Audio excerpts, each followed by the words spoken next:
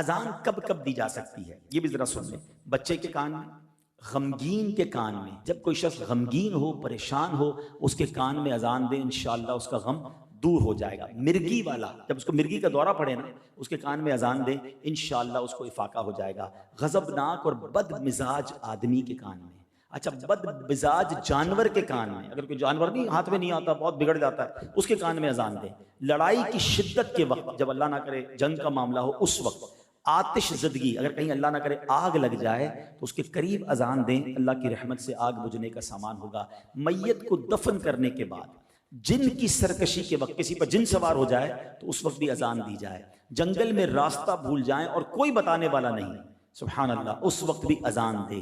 अच्छा, वबा के ज़माने में भी अजान देना मुस्तहब है। इस तरह रिवायतों में आता है कि बहुत तेज़ बारिश हो और बारिश नहीं रुक रही और जनाब सैलाब का ख़तरा है, यानी किसी भी आफत के वक्त भी अजान दी जाए तो अल्लाह की रहमत से अजान से बरकत आ जाती है और शैतान दूर भाग जाता है और जो प्रॉब्लम है वो सॉल्व हो जाती है।